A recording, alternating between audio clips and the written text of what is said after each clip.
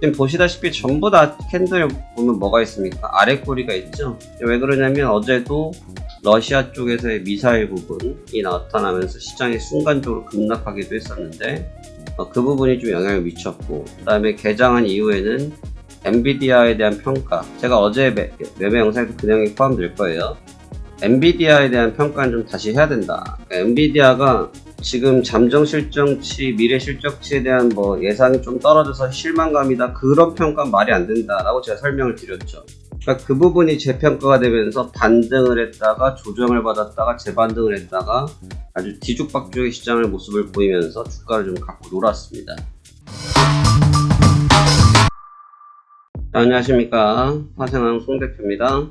2024년도 11월 22일 금요일 현재 시간 오전 10시 37분 되겠습니다. 오늘은 제가 매매를 조금 일찍 잡아볼까 해서 영상을 먼저 찍어드리고 저는 매매를 준비해볼까 합니다. 먼저 새벽에 증시가 좀 어땠는지 같이 한번 보시면서 오늘장에 대한 이야기 나눠보도록 하겠습니다. 먼저 새벽에 마감했던 다우지수는 정장 대비해서 1.06%, 461포인트가 상승한 43,870포인트에서 강세로 마감하게 되었습니다. 주가 흐름 자체가 나쁘지 않았고요. 굉장히 괜찮았던 흐름을 보였고, 특히나 이제 거래량을 수반한 흐름이 굉장히 좀 예쁜 것 같습니다.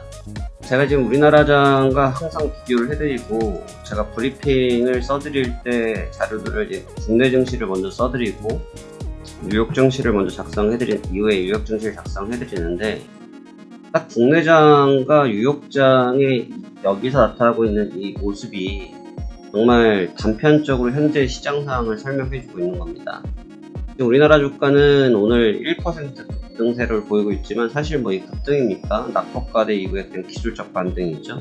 27포인트, 26포인트 정도 반등하고 있고 2,500까지 단숨에 올라오긴 했는데, 지금 보시면 거래가 계속 죽습니다. 이게 고점에서 거래량이 죽으면, 그러니까 거래량이 줄어들면 긍정적인 시그널로 보거든요. 주가가 더 랠리를 할 수 있다는 시도를 볼 수가 있는데, 이건 바닥에서 탈출을 하고 있는데 거래량이 줄고 있다는 건 뭐냐면, 지금의 반등도 참여자들이 확신을 못 한다는 거예요. 시장 참여자들이. 그러니까 시장 참여자들이 지금의 반등을 나름대로 조금 신뢰를 하고 믿음이 좀 있으면 이 구간에서 강하게 땡기는 맛이 좀 있고 거래량이 좀 급증을 하거든요. 근데 지금 뉴욕 증시는 신고점 앞이에요. 신고점에서 잠깐 조정을 받고 재반등을 하고 있는데 거래량 늘어나는 거 보십시오. 완전히 극과 극이죠. 그러니까 우리나라보다 얘네들이 시장이 좋을 수밖에 없는 게 유동성이 너무너무 좋아요. 그러니까 사실 시장은 유동성이 깡패라고 얘기합니다. 전쟁이 나든 핵이 떨어지든 유동성이 받쳐져서 증시를 들어올리면 그냥 가는 거예요. 근데 전쟁이 나고 미사일이 떨어져서 긴장해서 거래량이 빠지잖아요. 그럼 시장 그냥 꼬꾸라지는 겁니다. 그냥 아주 간단한 거예요. 유동성, 그러니까 돈이 깡패라는 거죠. 그러니까 지금 이 그림이 좀 그러네요. 네, 이 그림이 좀 그렇습니다. 그래서 전체적으로 보자고 하면 우리나라장은 오늘 반등을 해서 찬물 끼얹는 소리긴 합니다만 바로 올라오고 있지만 아주 베스트라고 설명을 솔직하게 못 드리겠고, 미국 증시 같은 경우는 신고점을 앞에다 두고 있어서 굉장히 부담스러운 위치인데 거래를 수반해 버리니까 인정을 해줄 수밖에 없고 그런 상황이라고 볼 수 있겠죠. 여하튼 좋은 모습으로 마감이 됐습니다. 자세한 얘기는 더 이어서 보도록 하고, 나스닥도 전장 대비해서 0.03%, 6.28포인트가 상승한 18,900선에서 끝냈고요. S&P 500도 0.53%, 31포인트가 오른 5,900선에서 마감이 됐습니다. 지금 보시다시피 전부 다 캔들 보면 뭐가 있습니까? 아래 꼬리가 있죠? 왜 그러냐면 어제도 오후장, 제가 매매하는 영상 바로 뒷부분에서 러시아 쪽에서의 미사일 부분이 나타나면서 시장이 순간적으로 급락하기도 했었는데 그 부분이 좀 영향을 미쳤고, 그 다음에 개장한 이후에는 엔비디아에 대한 평가, 제가 어제 매매 영상에도 그 내용이 포함될 거예요. 엔비디아에 대한 평가는 좀 다시 해야 된다. 그러니까 엔비디아가 지금 잠정 실적치, 미래 실적치에 대한 예상이 좀 떨어져서 실망감이다, 그런 평가는 말이 안 된다라고 제가 설명을 드렸죠. 그러니까 그 부분이 재평가가 되면서 반등을 했다가 조정을 받았다가 재반등을 했다가 아주 뒤죽박죽의 시장의 모습을 보이면서 주가를 좀 갖고 놀았습니다.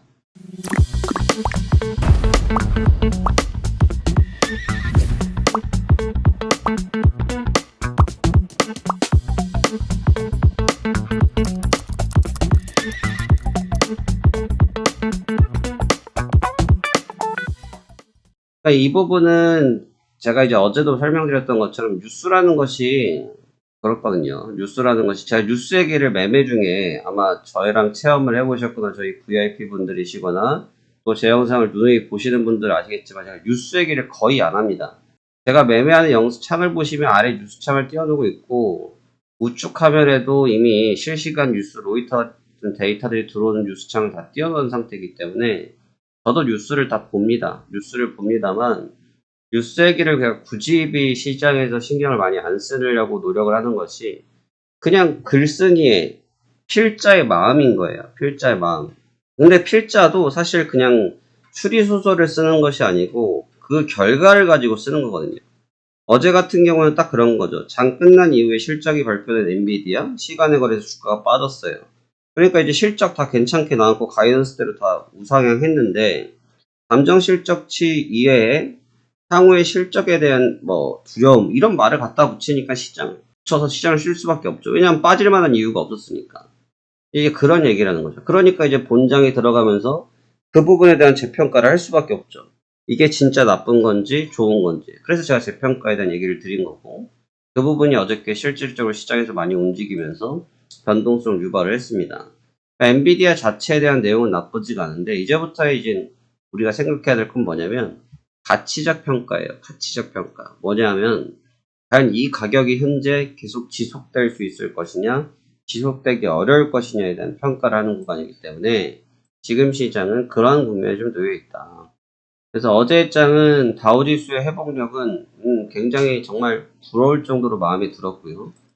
제가 어제 매도를 치고 있다가 빨리 익절을 다 끝내고 익절을 싸그리 다 끝내버리고 저녁 시간을 여유있게 시장을 봤는데 어제 판단이 그렇게 나쁘지 않았다. 근데 제가 어제 그 판단 중에 어떠한 내용이 좀 있었냐면 어제 4시 반인데 어제 4시 반에 제가 썼던 글인데 이걸 그냥 캡처해서 보여드릴게요. 보면 4시 반 글에 뭐라 썼냐 보입니까? 전쟁 관련되어서 내용은 좀 털어낼 필요가 있다. 그리고 엔비디아 이슈는 예상했다. 재료 수준이 끝난 맹탕이라고. 근데 내 기준에서 그게 나쁘지 않다. 그 효과 한번 볼 필요가 있다. 그게 어젯밤에 본 거죠. 무리하지 않고 차곡차곡 계속 쌓아가겠다. 어제 이 시간에 저는 매매 다 끝내버렸어요. 매도 치고 그냥 수익 다 끝내버리고 충분하게 수익이 났기 때문에 몇백 수익 났으면 됐지 뭐 얼마 더 벌길 바랍니까? 그냥 덮어버린 거죠. 근데 제가 여기도 저도 이제 있는 그대로 이걸 기준으로 매매를 한 거예요.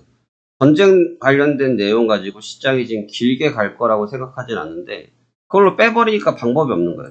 내가 잡고 있을 때 빼줬으니까 빨리 이익실을 하는 건데 계속 거기에 빠져들 필요는 없다는 거죠. 근데 또 하나 생각해야 될 건 뭐냐면 그렇다고 해서 전쟁을 완전히 무시를 할 수는 없어요. 이게 양치기 소년이랑 똑같기 때문에 몇 번 늑대가 온다고 외쳤다가 시장이 지금 계속 안 믿는 입장인데 이러다 실제로 늑대가 와버리면 시장은 우당탕탕 해버릴 수밖에 없는 거죠. 그렇기 때문에 지금은 상당히 조심스러운 걸음을 할 수밖에 없는 게 현재 시장의 위치라고 평가하는 게 맞습니다. 그래서 오늘장 같은 경우도 이 고가에서 형성됐던 매물에 대한 차익 실현 싸움이 좀 신중하게 이루어지지 않을까라고 평가가 되고 그러한 움직임을 기반으로 해서 변동성이 나타날 것으로 보여집니다. 다소 고가인식에 대한 부담감이 저는 너무 갖고 있는 상태고 대신 지금 좌측 화면을 좀 보시면 종목별 움직임들을 보시면 저희가 이제 매매창에다 이 현물을 띄워드릴 때도 보통 어떻게 현물을 띄워드리냐면 요렇게 띄워드리잖아요. 밑에 동네를 거의 안 봐요. 물론 봅니다. 위에 화면에서 관심 종목을 풀로 띄워놨기 때문에 보긴 보는데 요렇게 한번 보시면 지금 밑에 동네들이 빨갛죠. 밑에 동네들이 뻘개요. 이거를 조금 우리가 좀 신중하게 봐야 돼요. 이거를 우리가 흔히 표현하는 걸로 선순환 구조라고 선순환 매매라고 하는데 이 선순환 매매가 이루어지면 시장 자체의 파괴력은 생각보다 약해요. 근데 이 선순환 매매가 강해지면 증시에 뭐가 생기냐면 지지력이 생깁니다. 여러분이 공격력과 지지력은 좀 개념이 다른데 무슨 얘기냐면 개미가 개인 투자자 한 명이 삼성전자 한 주를 사는 거와 기관에서의 한 프랍 트레이더 팀에서 삼성전자를 매수해 주는 거랑은 그 파괴력이 다르겠죠. 그런데 그 기관에 대한 프랍 트레이더들 팀 하나가 빠져나가면 그 주가의 움직임은 약해지거든요. 그런데 앞서 말씀했던 우리 개미 투자들이 다수가 개미 연합군을 형성해서 계속 똑같이 한 주씩 사준다고 하면 그 가격대에 굉장히 강한 지지력을 갖게 됩니다. 기관이 그 부분을 초과하는 정도의 매도세를 내보내주지 않는 이상은 그 부분에 대한 강한 지지력을 보통 수반하게 되거든요. 그래서 지금 저런 식으로 중소형 사이클에서 사이클이 돌기 시작하면 증시가 나름대로 견고한 맛이 생길 수 있어요. 그래서 그 점은 우리가 한번 볼 필요가 있다. 이게 선순환을 위한 선순환인지 아니면 대형주가 힘이 없기 때문에 대형주의 빠져나간 힘을 카바링하기 위해서 나타나고 있는 동작인지를 구분할 필요가 있다. 이렇게 우리가 보셔야 될 것 같습니다.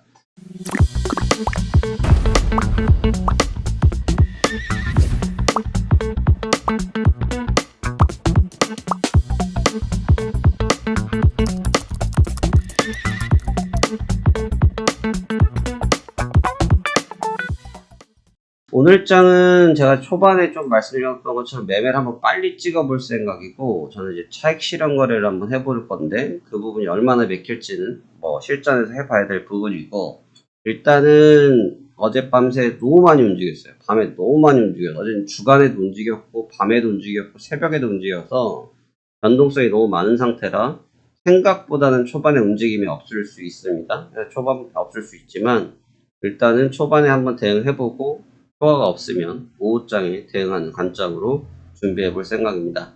한 주에 마감하는 금요일입니다. 저와 여러분 모두 잘 마감하셔서 좋은 주말 보내길 바라겠습니다. 오늘도 성공 투자하시길 바라겠습니다. 감사합니다. 파생왕 송대표였습니다.